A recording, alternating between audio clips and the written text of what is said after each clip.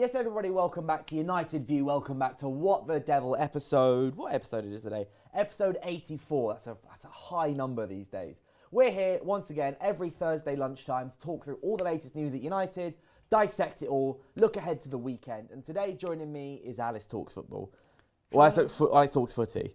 Alice Talks Football, Alice Talks Footy, whatever you want to call me. Alice, and we are going to be doing exactly that. We're going to be talking football. We're going to be talking about Manchester United. We've got the Joshua Zirkzee news that's come out this morning, which I'm sure, that's everywhere at the moment, social media at the moment. Looking ahead towards the game against Brighton, looking ahead towards Ruben Amorim's tactics as well. And if we've got time at the end, I want to have a little discussion about who's potentially been our player of the year so far. Ooh, we will get to that, and make sure stay tuned for that and let us know who you think has been the player of the year so far. But we are going to start with the player who's played fewer minutes for United, fewer minutes than Andre Onana for United this season, which is Joshua Zirkzee. So the latest news today that's come out from a couple different sources is that he either already has asked or is going to ask to leave in January. So from the Daily Star, from Jeremy Cross from Daily Star, said that he's set to ask to leave in January. Amorim's already decided that he's not part of the grander long-term future plans, and that the club will be willing to listen to offers for him. And also from Rich Fay of the Manchester World, he said that Amorim doesn't see Zirkzee as the type of number 9 who can adapt and play to the tactics and ideals that Amorim has in the squad. And I personally, I just feel kind of bad for Zirkzee because I quite like him. As a player. He's a good player. He's fun to watch. He's got great feet on him. He was our best attacker just before he got injured. Second half of last season, before his hamstring injury, 100% our best attacker. And also, he just seems like a good dude. Yeah. Do you know what was mad about Zirkzee was he was celebrating that Maguire goal. I feel like more than anyone in the whole of Anfield. Like, he was going nuts about it because he just really cares about United, and he actually had opportunities to leave in the summer. Well, he didn't want to leave in the summer because he ended quite well. Like, he had a rough start. He then was our best attacker. Obviously, Ahmad was injured and Rashford had gone by then. So it was just Garnacho and Højlund he was competing with. But he was our best attacker as a standout player for about 2 months. Really good. Got injured. We missed him. There was a big drop-off from Zirkzee to Højlund. And he didn't have that pre-season, I think, as well, to really make a point. And I feel for him because, as we mentioned, he's a very good player. He's a very good technical player. And he kind of stayed because Højlund was going to go and he was going to be backup striker. But it almost looks like if Sesko's not available, it will be Cunha that plays there, not Zirkzee. And I don't know what he's done for Amorim to just not even... At least with Maino, we're complaining about Maino's lack of minutes, but at least Maino gets 15 minutes off the bench. Zirkzee's not even getting 15 minutes off the bench. And with Zirkzee, he needs a run of games as well. He's not someone that you can just throw in and expect him to be sharp. He needs that run of games, I think, to build up to form. He's not getting that. I get why he's not getting that. You've got Sesko, you've got Cunha, you've got Mbeumo, Ahmad, Bruno, Mount that can all play in the 10s, they're all ahead of him. With Maino, I'm like, why isn't Maino playing the midfielders? But I get why Zirkzee can't get many minutes because of the options we have. I think if we're in Europa League, I think if we're in the Carabao Cup, it's a little bit different. But I do feel massively sorry for Zirkzee because I think there's a good player there. And I almost don't want him to go permanently. I just want him to go on loan. Hope we're in Europe next season. We need a bigger squad. Then he comes back and plays, if you get what I mean. Yeah, I feel like... With Zirkzee, what I feel partly it's just unfortunate timing for him. But at the same time as well, I think what made him so good is, you know how you mentioned like he was good second half of last season when the comparisons were obviously Højlund and Garnacho realistically were the only other attacking options we had. Is that I don't want to say it is a diss to him, but he was the best of a bad bunch, 100%. And also he was the only one I think who had any sort of dynamism about him because Garnacho, we know the player he was. He's a going forward, hard worker, tenacious, took loads of... He's always a very direct threat. Højlund was just not great. He just wasn't that good towards the end of last season. And so Zirkzee was a bit more of an interesting option. We didn't quite know what he was going to do. He could pull off a good trick here and there to hold the ball make up. Us more interesting, hold the ball up. But then we signed 3 players in the summer who also do that, but even better. Yeah, like Mbeumo, I would say, is out of those 3. Mbeumo is the most like Garnacho in the way that he's very direct. But Mbeumo is he thinks better, he makes quicker decisions, I think, 100%, and he can use both feet to a much better extent. And then I'd say, obviously, Sesko then is most similar to Højlund in terms of, obviously, big striker, like tries to hold up the play, obviously, to very different degrees of success. Good ball striking and quick, but Sesko, I think, is just got that edge on Højlund big time in terms of being more dynamic and got more to his game. Yeah. So therefore, the one that's most like Zirkzee is Cunha. Yes, and agree. You look at what Cunha did against Liverpool, And for the best will in the world, I look at Zirkzee and goes, there is no way he's ever going to be able to produce the kind of stuff he's not as good as that Cunha did. He's not as good as Cunha. He's not as dynamic as Cunha. He's not as quick on his feet as Cunha, and he's not as fast as Cunha. And so it just kind of feels like Zirkzee's, I'd maybe say he's our fourth best, maybe fifth best attacker, because Mason Mount, you can argue Mason Mount or Zirkzee. Depends on the game you're playing. But Mount's more dependable when he's on the pitch, I think, than Zirkzee is. Obviously, he's maybe less dependable in terms of injuries, but Mount's been, for the most, he's only missed one game this season. Yeah. Mount has, it's just one game, the Man City game, isn't it? In terms of not being available. Whereas Zirkzee, as you said, wasn't available for the whole of pre-season, got a few injuries, because it wasn't just that hamstring. Zirkzee had a couple injuries last season as well. That's why he's missed pre-season. So I think it's a case of Zirkzee, he's a decent player.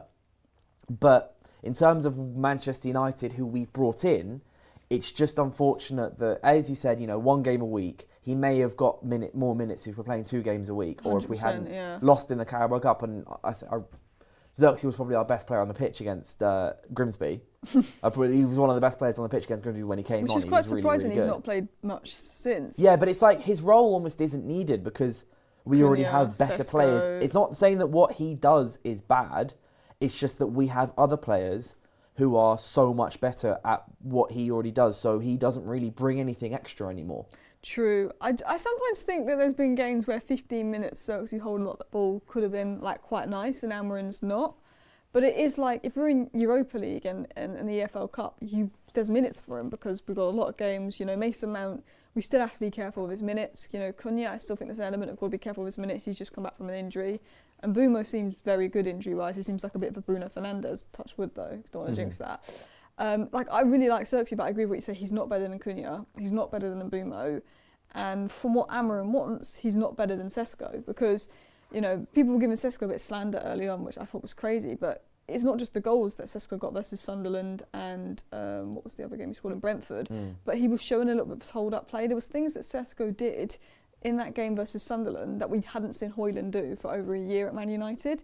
And I feel like, the reason Zirkzee was so good is because Zirkzee and Højlund both weren't scoring, but Højlund's touch was just giving the ball away, and Højlund was just chasing ghosts. It was so trampoline-y, wasn't it? Whereas Zirkzee wasn't scoring, but he was holding the ball, playing a nice touch, playing a nice flick, playing a nice movement, and then he made a few good box runs. The goal, I think, was it versus Lyon, I'm going to say, in the first leg, or was it Real Sociedad? Lyon, yeah.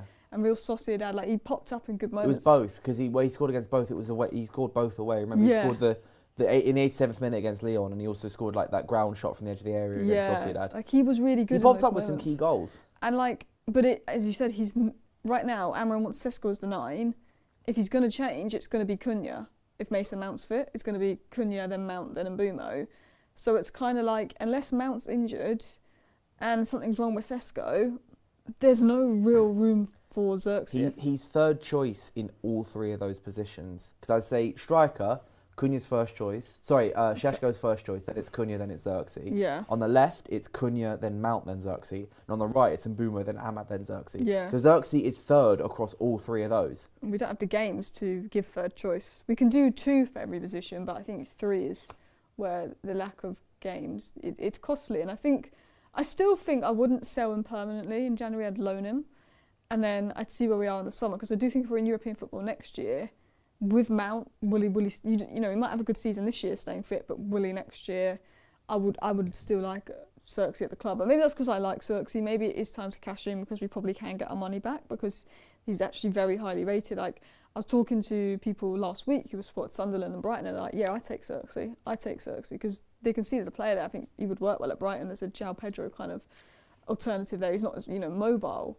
But it's a difficult one because I like Zirkzee, I like Maino, but with Zirkzee I can understand why he's not playing, whereas with Maino I'm it's just a guy. With Zirkzee, it's Mbumo, it's Cunha, it's Sesko.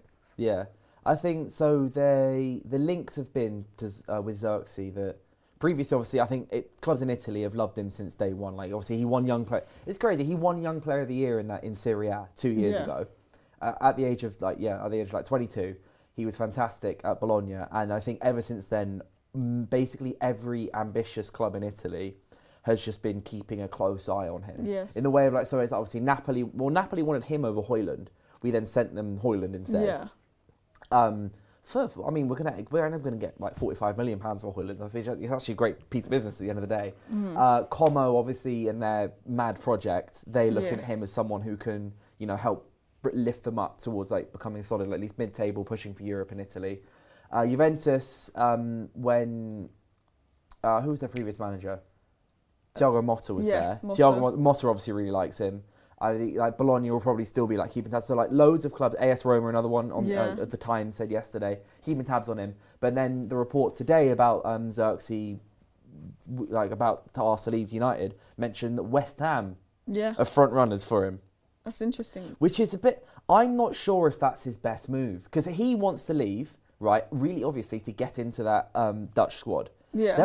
That Dutch squad doesn't have massive depth in attack. No. They got Memphis, who's their top assister and top goal scorer now of all time. Yeah. And they're still calling up Weghorst. I know Weghorst scored against Chelsea last night, but they're calling up Weghorst, who's up front for an Ajax team that keep losing. Yeah. And they got pumped 5-1 against Chelsea. I know they got a red card. They've just got loads of defenders and nothing else. There's a massive space for him in that Netherlands team in attack. Yeah. So I can really see, like, he's going to be looking at that Netherlands team going, I'm probably the best, like, second best attacker. He's better than Weghorst. Like, yeah, he's better than Weghorst.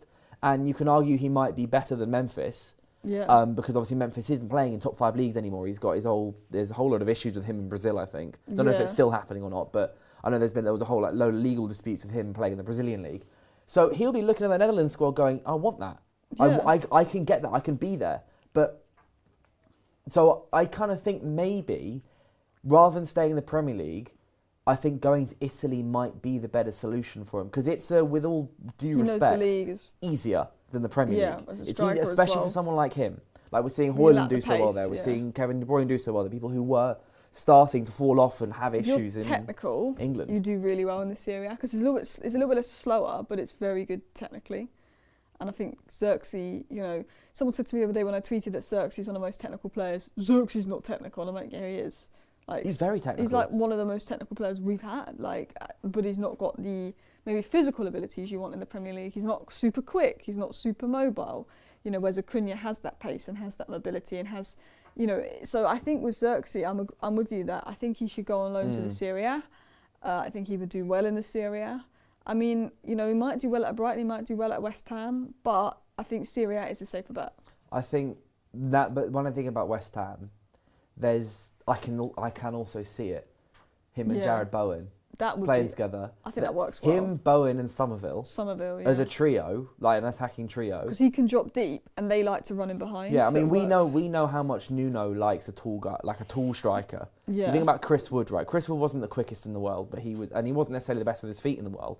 But he scored 17 goals on a Nuno last season at Forest. And the space teams are going to leave West Ham compared to Man United. Oh, easily.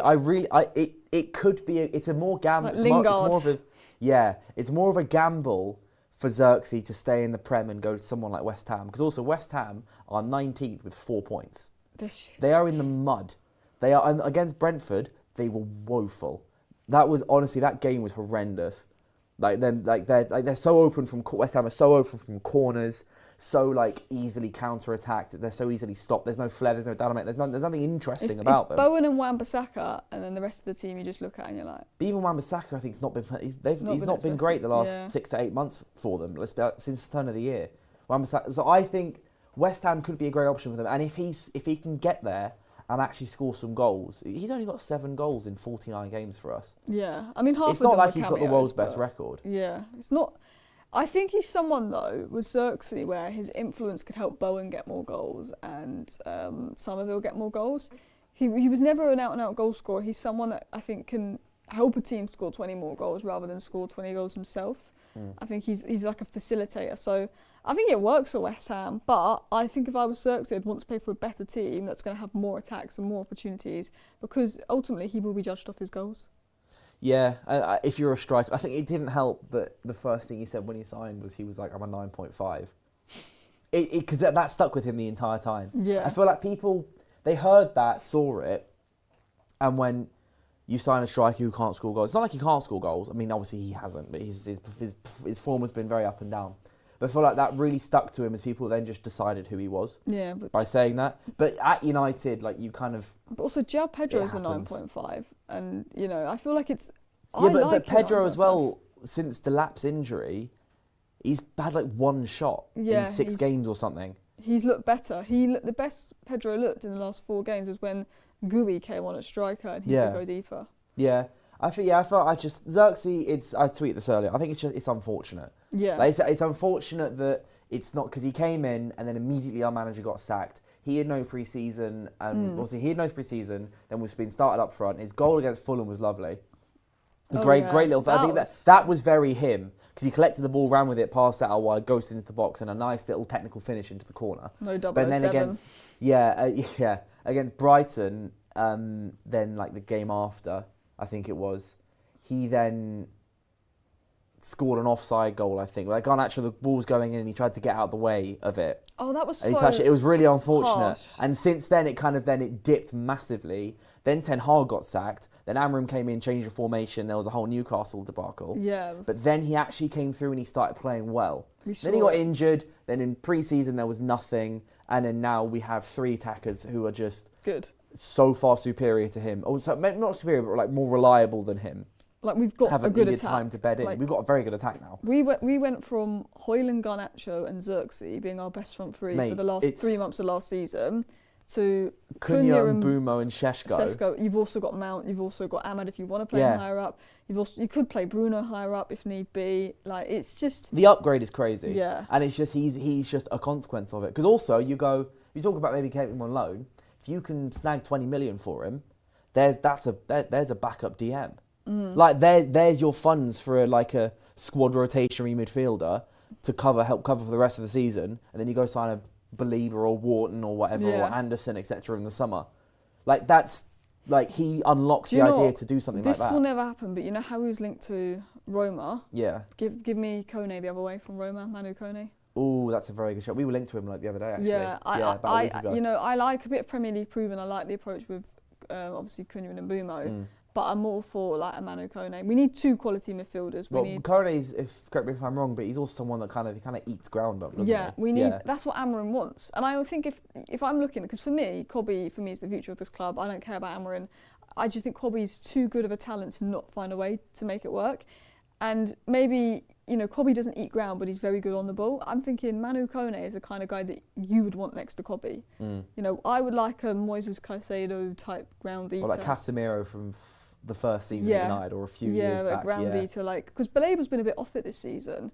So I do look at Manu Kone. I'm like, ideally, I think we need 2. We need someone that's good on the ball that can dictate play. We've been linked to Stiller, and we need a ground eater. And I would like Manu Kone or Baleba, or even Elliot Anderson. I think has proven this season and last season how good he is. Yeah, I mean, Zirkzee won't start against Brighton or anything. Well, he's not going to come on against Brighton because, as you mentioned, our attacking options are just really good. But what I want to ask you, looking ahead to this Brighton game, is there's this whole thing about this long ball stuff at the moment, right? Obviously, long ball worked against Sunderland well, and it worked against Liverpool well, even though the long ball was set up to fail against Liverpool, and that's what won us the game, kind of. It was like you hit the long ball and you lose it, but then you get it back. I've never seen a manager do that before, actually. Just win, this whole game plan was based off second balls. I thought Amorim got it spot on. I thought it was fantastic with it. But I wouldn't mind at the moment, maybe in the short / medium term-ish, that we just keep going with this long ball stuff. Because it's back-to-back wins, but also as well, as far as tactical implementation goes, I think long ball is the easiest thing to then bring other stuff in. This is really roundabout way of saying this stuff, but bring other things into it. Yeah. You have the long ball as your bona fide safest option A, but then it's like kind of the more the game goes on. If you go at Le Mans, if you just spot one of the midfielders is free, just ping it over to them, because if whoever we're playing against, be it Liverpool, be it Brighton, be it Spurs, Forest, City, if our whole game plan is long ball, long ball, long ball, they're not going to press us, are they? The teams are going to go, what's the point? Yeah. What's the point in wasting the energy pressing your goalkeeper when he's going to do the same thing as he's going to do anyway? We play our worst when pressed, and I've always said this. If we look at the first half or first 30 minutes versus Fulham, we were very good in that game. We could have been 2-0 up versus Fulham first half an hour. And then Marcus Silva adapted and he pressed us. And that second half versus Fulham, we did nothing. We could barely out in half. I know Yoro got that goal, our own goal it was. But we were crap in that second half versus Fulham. The first half versus Burnley, we could have been 3-0 at half time. Burnley came out in the second half and pressed us so high. and we were just struggling. We couldn't play out. That's when we get nervy. That's when we can see goals. It's a big weakness. And if you look at the signings we made, it's more transitional. And Mbumo, Cunha, Sesko, particularly Sesko and Mbumo are quite transitional-based signings. Bruno playing deeper is hinting, spraying it in behind direct. It's very obvious the signings we made was leaning towards a direct approach. When we don't have the players in the middle that can take the ball and sort of receive it on the turn and progress it and break the lines, other than Kobe, who doesn't play, we can't build up centrally. We have to build up going out wide, and Dorgu's carrying it up the pitch, but then his crossing's a bit, or Ahmad's carrying up the pitch. So it's very predictable to play against us, and I feel like when Amorim's plan doesn't work and teams figure out how to play against us, that's when we look rubbish. I always think we look good in 20 minutes into games, and then we go bad because we're trying to play out, we're going out wide, and then everyone's like, well, they're just going to play out wide because they can't progress through the middle, and we can just overload the middle if they do want to progress through the middle. So I think my biggest criticism of Amorim was he wouldn't adapt, he wouldn't change anything. And it's not like he's a massive adaptation, but he's took into account, okay, when we are against a high press, we are really bad. So he's gone, well, I've got Le Mans in goal now, I'm going to go for the long ball. Now, as Man United, we should be able to play teams like Brentford, Sunderland, Burnley, and be able to outplay them on the ground and play better football than them. But I think in other games, long ball is a good approach if you know you're going to be pressed. It's not sustainable in every game, and it's not sustainable the whole way through.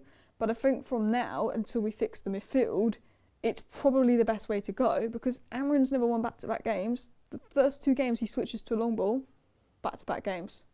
Win. Yeah, I see it as because it's a bit of a thing that's going to irritate other opposition as well. I mean, you see Slot going on about long ball and everything. Yeah. By the way, just as a side thing on Arne Slot, he's got to stop telling everyone what his team is bad at. He's doing it every week. Like literally, I don't know if you saw his interview last night. He was like, for the first time, we played a team. First time in 5 games, we played a team that didn't played on the ground, and obviously we were much better.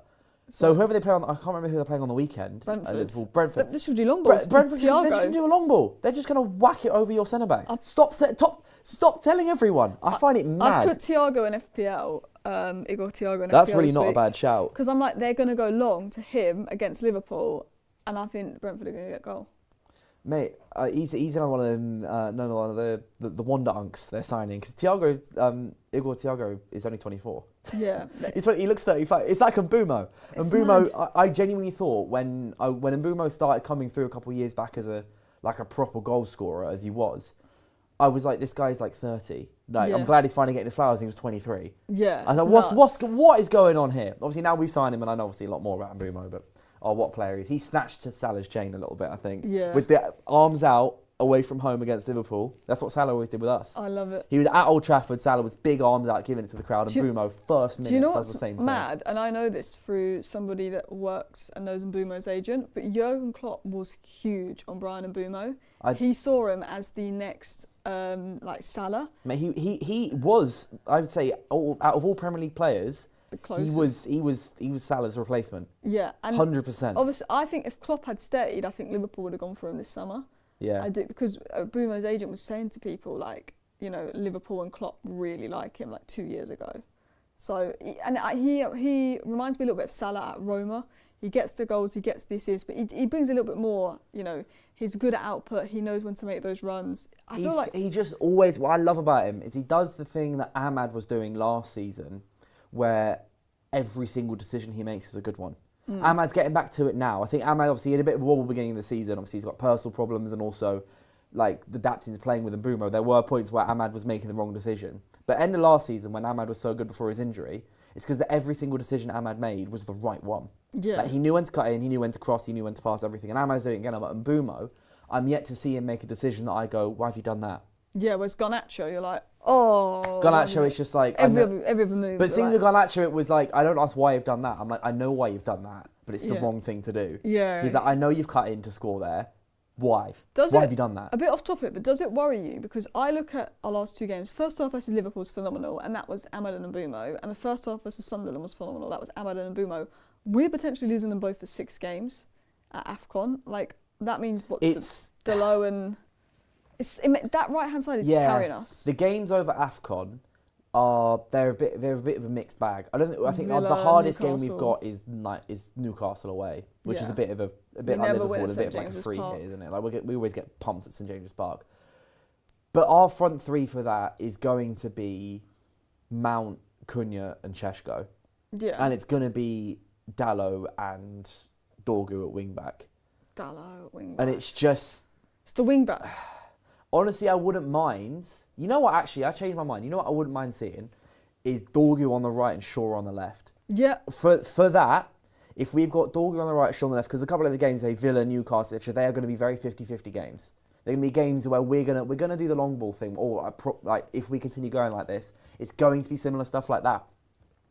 So I wouldn't mind seeing someone like Dorgu, who's left-footed on the right, because we have that at the moment, and it's the most it's like it will He's keep working. it going. Do you know Being what's- able to have someone who's good delivery on the left, and then someone on the right hand side who can cut I in. keep saying I want to see Shaw just giving a go at left wing back. He's stayed fit long enough now that I feel like he can. I just want to see him at left wing back because we know how good Shaw was when he was actually like good Yeah. and fit. And I'm like, because for me, I'm like Dalot. I think in the back four is a solid player. You know, Mazraoui's a solid player in the back four, but they are not wing backs. But I feel like Luke Shaw is probably more of a wing back than Dalot. He said it himself earlier this season. I think last month he said he thinks his best position is at wing back. And we've got the centre backs to put them at wing back because I'm sorry, like Once Martinez is back, we do. Euro should be in the starting 11. And we have Leacher coming back. We've got Aiden Heaven. I don't think Yeah. we need Shaw at centre back. Like I was shocked that Euro was dropped versus Liverpool, to be honest. But you've got Maguire. So was I, but it worked. I mean, Yeah. I was fuming that I don't know if you saw the tweet I put out about Šeško before the game went, but it ended up getting way too many comments of like people blasting me after the game because I was fuming Šeško wasn't playing. Didn't like the fact that Euro wasn't playing. Whenever I hate the And lineup, we everything. win. Yeah. It sounds weird. My favourite lineup this season was Grimsby. When we were terrible. Oh yeah, that was awful. That was I remember that's the one lineup this season where I've looked at and gone, I like that. I vibe with that. And then it was we just terrible. get And we battered, lost. yeah. We got absolutely pumped in. If I hate the lineup, I almost expect we're going to win. If the thing is, if he has a lineup and there's no Euro, there's no Maino, there's no Sesko, and we're like, oh, what a rubbish lineup, we'll probably just win again. Yeah, PJ says, dropping Euro was not a good decision even if we won.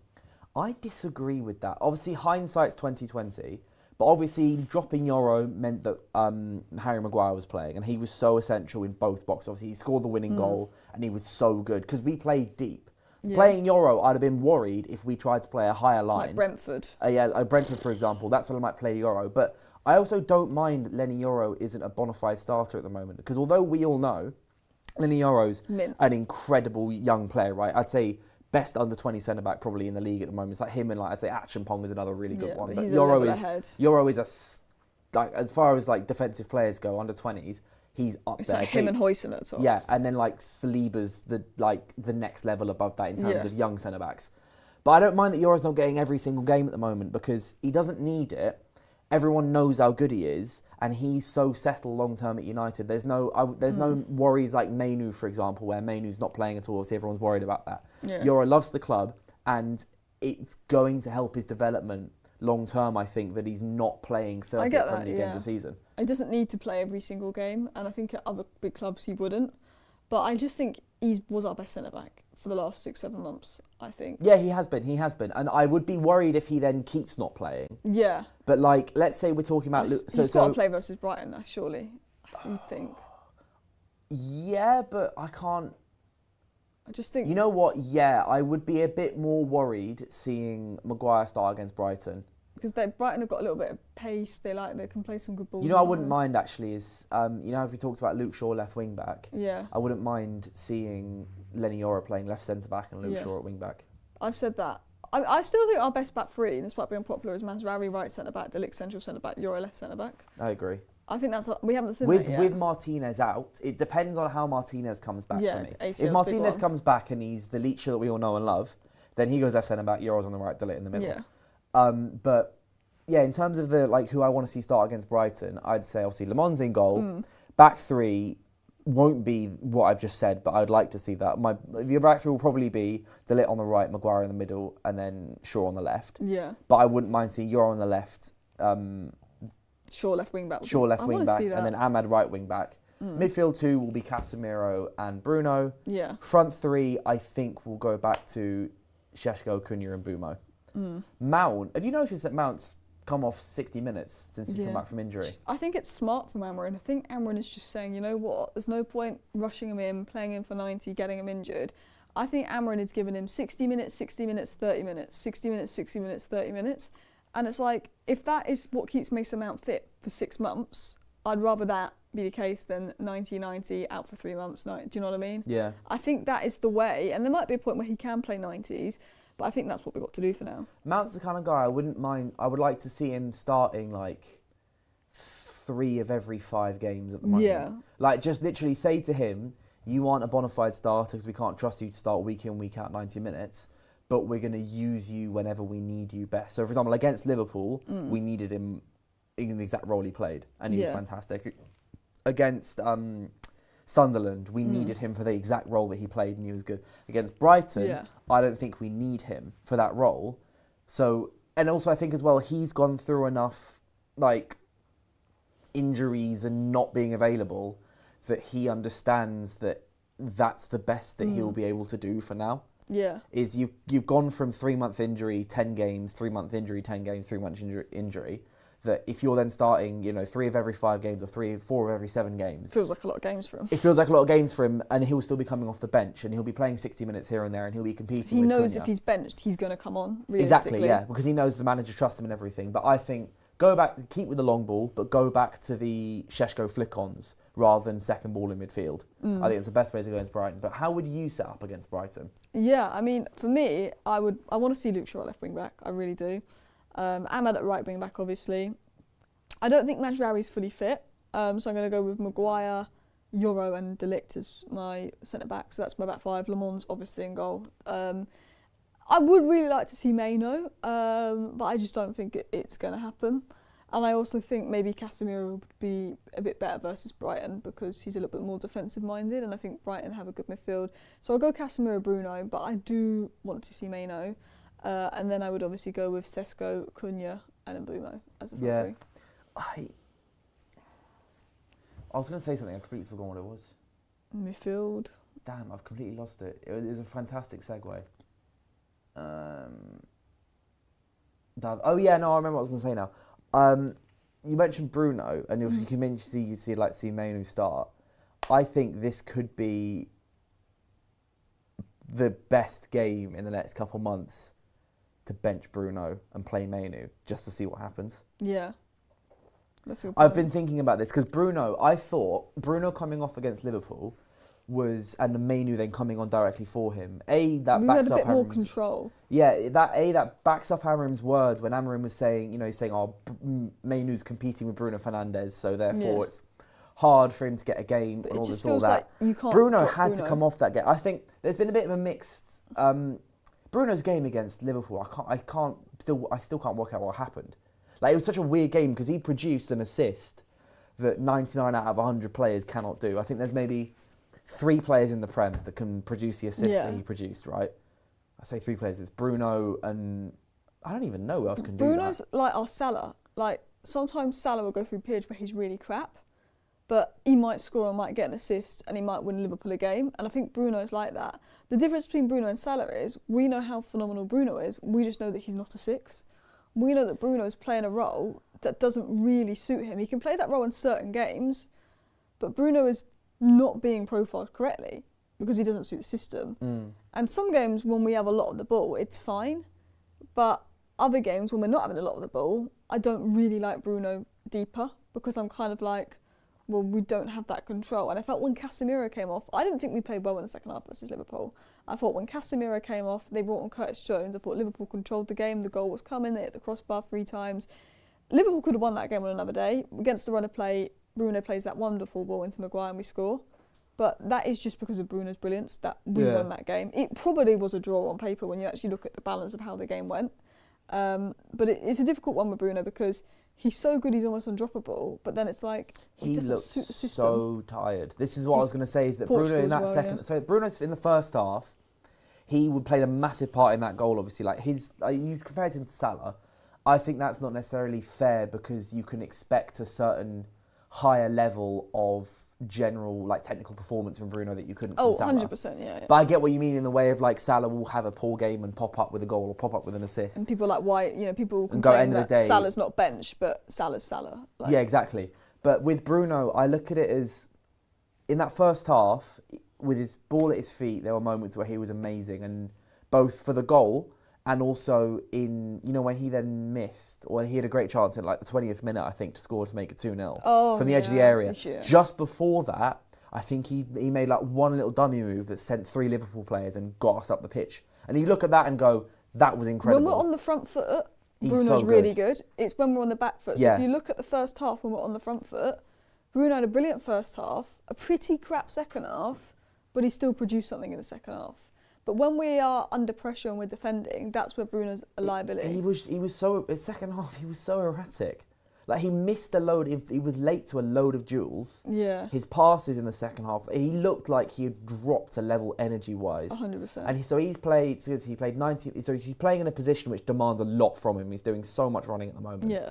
And then he played 90 against Sunderland, 90 against Brentford, and then he played twice for Portugal in midweek out in Europe, then flew back, and then by the 85th minute against Liverpool, he looked shattered. Yeah.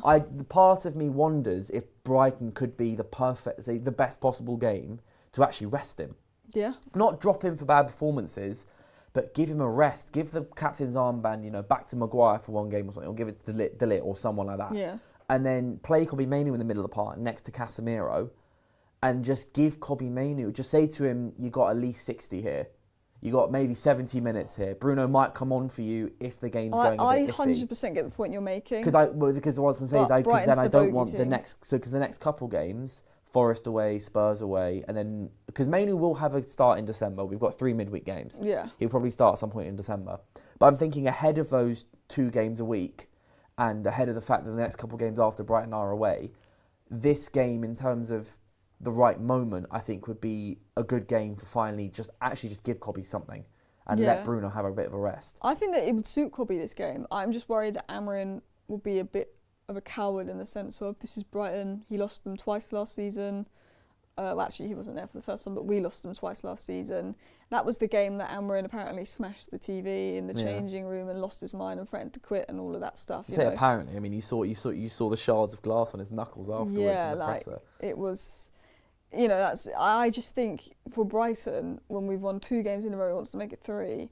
When it's that team that we never beat, I just don't see him dropping Bruno. But I get your point. I cannot see Amorim doing it for this game. Yeah, I just think it would be such a good game. I mean, I am a massive Kobbie Mainoo fan. I want to see him play football because at times Kobbie's come on. Flex has said this a number of times. Man City game, the half-an-hour cameo. Mate, he was amazing. He was by far 11. But then other games, like Brentford, for example, when he lost the ball for their 3rd goal, like Mainoo looks like someone who's not got any minutes in his system. Yeah. So I do want to see Mainoo get minutes in his system. But Chris Amoy says in the comments, am I the only person who thinks we should never bench our best players to accommodate youngsters, especially at this time when we're looking to win games? A good footballer will get minutes. I understand what Chris is saying here. Yeah. What I'm talking about is looking ahead to the next couple months and looking about how Bruno played. I think it could be a long-term benefit for the team. Looking at the balance of the team. Yeah, that Mainoo gets some minutes. We'll play Bruno higher up. Bruno gets a rest. Yeah, and then because Bruno Fernandes, obviously he's so key for us. He's our club captain. He's our best player. All I'm saying is, worst comes to worst, put Bruno at right 10, put someone at right wing back. Potentially for a few games, if need be, that's not Dalot. Put Mainoo in the midfield. Potentially at AFCON, you could see that Bruno going into the 10 role, potentially. I'll tell you who I want to see when AFCON is on, though, is Shea Lacey. Yeah. I want to see a debut, man. I don't know if you watched at least some of the highlights from his performance against Barnsley. He's perfect for the right 10 role. Mate, his pressing was awesome. He was pressing Barnsley properly. He was beating play. He looked like a little mini... He looked like a little mini Ahmad, the way that he was moving on the pitch. He's not. I wouldn't say he's exactly like Mbeumo. I think Mbeumo is a pretty unique profile. But in terms of like the speed of his movement and everything, in the academy, he gets compared to Foden. Yeah, I can see he is very good for that right 10 slot. I really, really like him. But the final question I want to ask you, and also you guys in the comments, is who would you say has been our player of the season so far? Because for me, I think for a lot of us, it's in between 2. It's these 2 boys. It's Matthias de Ligt and Brian Mbeumo. I think you're probably right with those two. I think you could give a shout out to someone like Mason Mount for like what he's shown, but I think it is De Ligt or Mbeumo. I think because my if I was to put forward one of them, I'm going with Matthias De Ligt. Yeah. I love them both. Mbeumo's he's I been think awesome. Under the radar, De Ligt. Mate, De Ligt has been. I genuinely think De Ligt has been not just one of our best players, but one of the best centre backs in the Premier League this season. I think he's had a better start to the season than most centre backs in the league. Like right now, I'm thinking Gabriel's probably had the best start because of the goal contributions. And then Saliba's second, I think as well. Maybe but even Romero then, Saliba's had of injuries. And maybe De Ligt. De Ligt's top 5 centre backs this season. Easy. Yeah, easy. I think honestly, top 5 centre backs. Weirdly, it's the 4 in North London and him. Yeah. This season, it's Van der Ven, Romero, Saliba, Gabriel, and Matthias De Ligt. Like pretty. That's much. who I think has been the best 5 centre backs this season in the Premier League.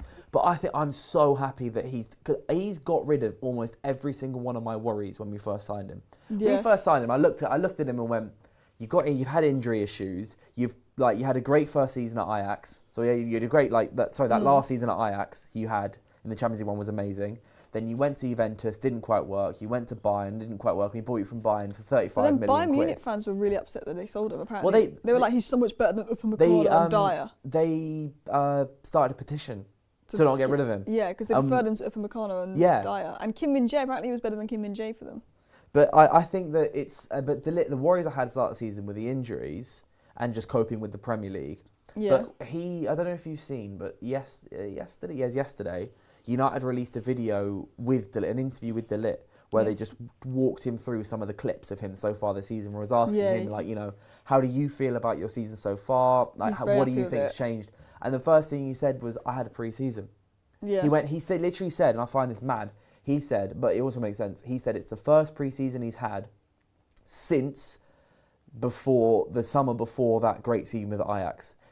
He said with Juventus and Bayern, it was either Euros, World Cup, or injuries, or delayed start to the season and things like that. Because obviously, with the last World Cup, pre-season that pushed it back. Huge. That's why I felt pre-season's massive. Because we had the Euros last year. Like Zirkzee took a while to get going, and I think pre-season was a part of that.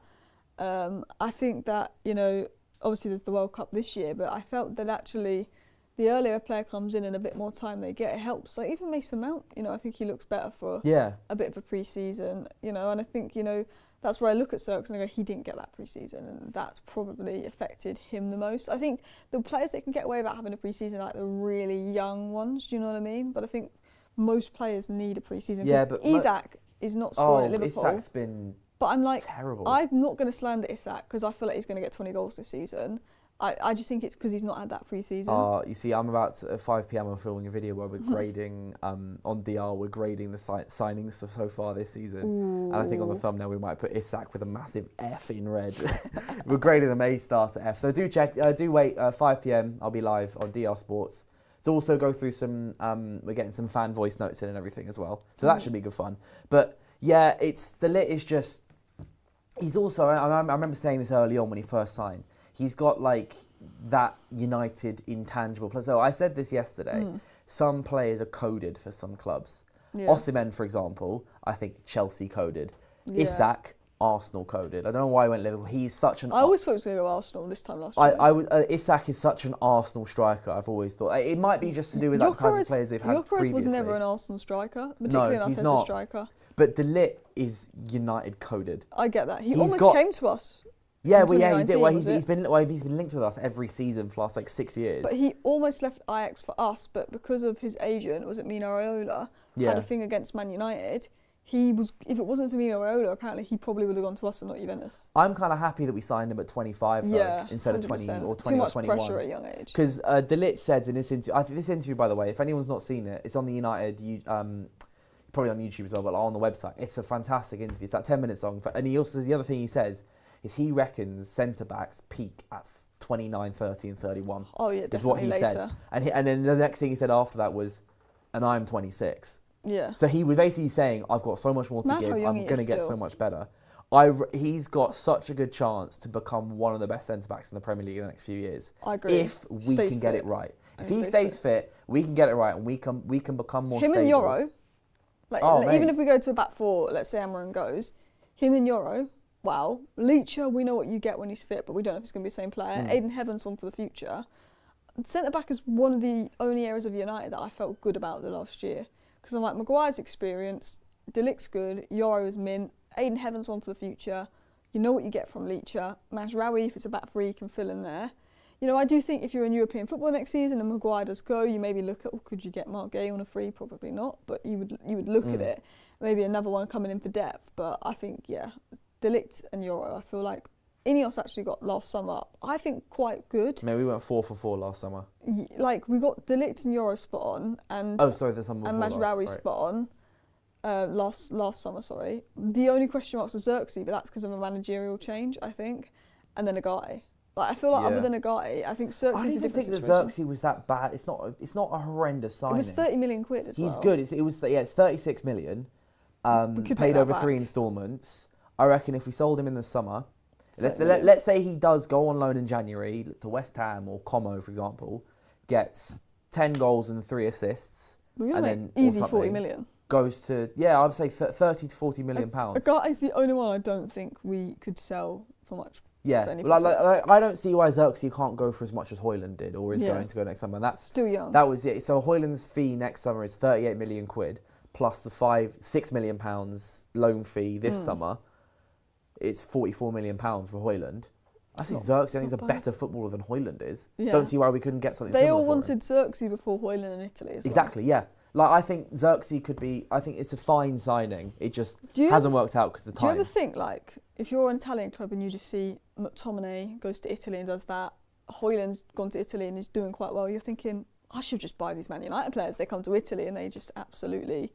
We presenting ourselves as Italy. Do you want all the players that haven't quite worked for us? I swear, they're all good. Trust me. Like, even give us Smalling, 100 mil. Give us 100 mil. Smalling, when he went to Roma, was absolutely mint as well. Nailed it. Like, if we sell to Italy, they normally absolutely boss it. Like, even Darmian's been pretty good out there. Well, I think going from Premier League to Serie A is a good move for a lot of people who are fading in the Premier League. Yes. Because the Premier League gives you a higher base level of fitness and physicality that isn't there in Italy. So it just automatically, you're a step up, I think, from a lot of people who have only ever stayed in that league. McTominay was always really one of the most and best physical players we had in terms of his work rate, his running, his movement, his everything. His finishing was good. It was just like he didn't quite have maybe the technical base at times, and Ten Hag was the only manager to profile him correctly in a higher position, and he's gone to Italy and he's so powerful compared to everyone else. He's playing a left mid for them at the moment. I know, it's just it's crazy. Bizarre, isn't it?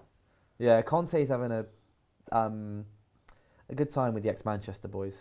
But even like that, you talk about other players like Mkhitaryan playing DM for Inter Milan and getting to a Champions League final. Yeah. He's playing as part of a pivot these days. It's a weird league. It's a weird league. I quite like it. Like Italy, because it's got loads of random stories. This is what I mean. It's like it feeds off. It's the best league outside the Prem to watch right now, in my opinion. It's definitely the tightest, isn't it? Yeah, because you think Inter want the league, AC want the league, Napoli want the league, Juventus will want to be up there. Yeah. Whereas I feel like with La Liga, it's Barca versus Real Madrid. And I don't think Barca and Real Madrid are as good as they used to be. They've got Yamal and they've got Mbappe. I've never enjoyed watching Spanish football. But I think Italian football is a bit better to watch because I think there's better teams in Serie A that come 6th and 7th than in La Liga that come 6th and 7th as well. Yeah, that's a good shout. You know what? That might have been what Anthony should have done. Yeah. Italy. Yeah, I'm surprised he went to Spain, but Seville looks I think he went to Spain because specifically Betis. Yeah. He just needed a bit of, and I don't mean this in an offensive way, coddling.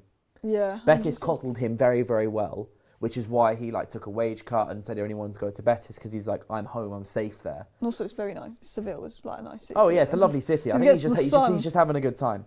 But yeah, no, the other thing, obviously back to the player of the conversation, but obviously we both talked about De Ligt, but that's not to rule out Mbeumo, that is the safest signing, or the most signing that I have the most confidence in years. When we signed him, I said he won't flop.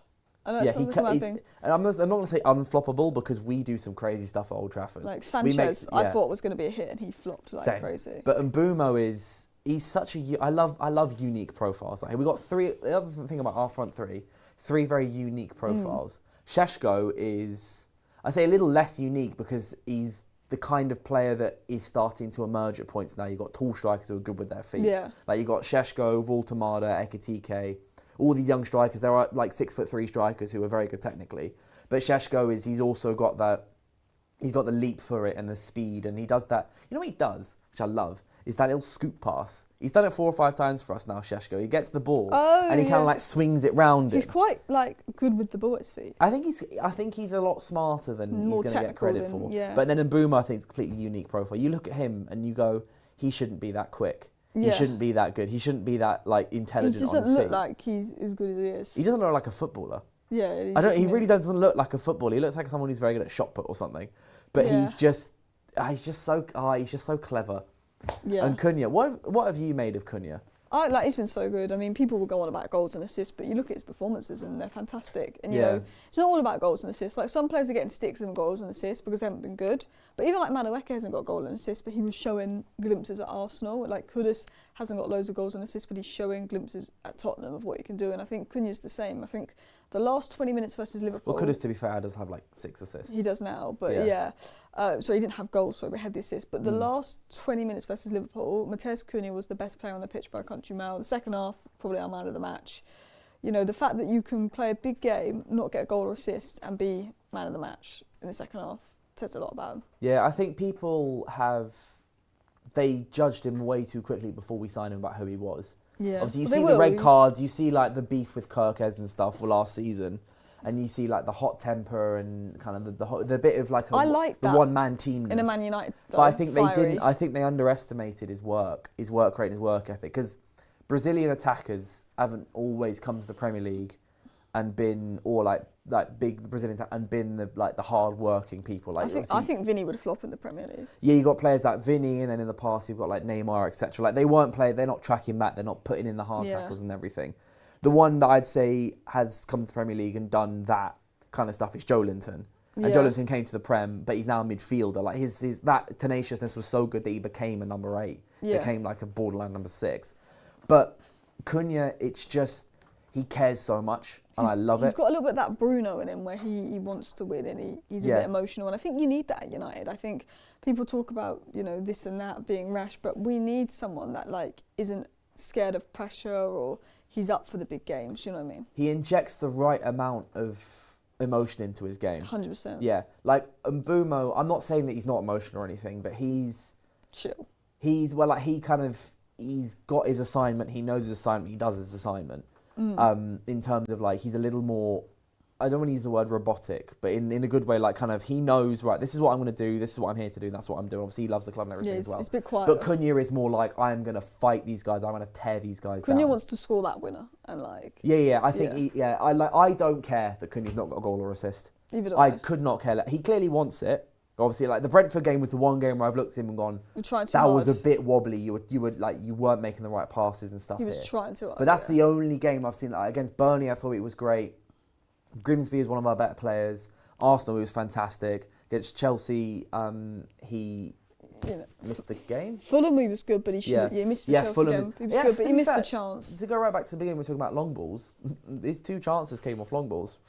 And he probably on another one would score one of those. Yeah, I think now he would score them. But like, I don't care that he doesn't have a goal or assist. Like, you can go like 008, whatever. I do not care. It's not like he's doing what Wirtz is doing. Yeah. Like before, obviously last night Wirtz got 2 assists. Also, he's half the price of Wirtz. Half the price of Wirtz, and the guy, he's so flexible. He works so hard, and he won us. At the end of the day, he won us that game against Liverpool. Because after Maguire scored, he won like 3 fouls. He kept turning over possession, slowing down and the everything. game. Yeah. And there was times where like I don't have a picture of it, but I was like, there was 2 Liverpool players running to the ball, and Cunha was like behind them on the floor, and it was like, and Cunha won that ball. Yeah. And took it. And I was like, how did Cunha get there first? How did he win the ball? And then how did he manage to just run past 4 players, shrug them off, win a foul further up the pitch? I love the guy. Mad. He's my favourite. He is my favourite type of player. Yeah. Like players like, in terms of goal scoring and everything, like him and Rashford, etc. Those type of players who almost, they don't know what they're going to do, so we don't know what they're going to do. And then they just decide in the minute they're going, you know what, I'll go to the right. You know what, no, I'm going to come to the left. Yeah. Like, it's just, I find it so much fun to watch. 100%. But hopefully he starts. I would like to see him start on Saturday. Yeah. Last thing I want to ask you quickly is score prediction.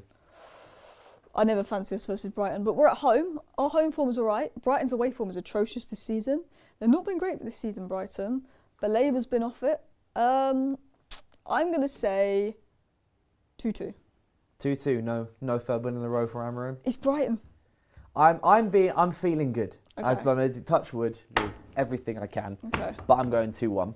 I want 2-1 Man United. I want Šeško to score. Do you know what? We haven't beat Brighton in so long. Would you win at Old Trafford? Yeah, I mean we have 0.8 goals, 0.8 points per game against them in the last 4 years. That's shocking. Yeah, and we just lose 3-1 every time. So I'm thinking 2-1, get that win, or maybe 2-0, another If clean we sheet for score Le Mans. first, it's our game. Yeah, we can't wait until the 60th minute. 70th We're minute always again. good first 20 minutes of games.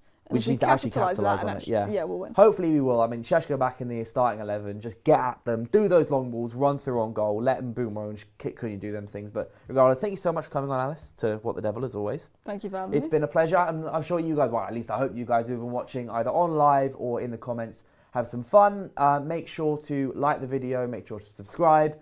Socials and stuff are in the comments. Let us know what you think about, are we right, are we wrong? Who do you want to see starting against Brighton? And all of that. Who do you think has been the player of the season so far? But apart from that, yeah, thank you guys so much for watching. I'll be back at 1 p.m. next Thursday to react to the Brighton game. Look forward to Nottingham Forest and all the latest news that's happening that week. But until then, I'll see you soon.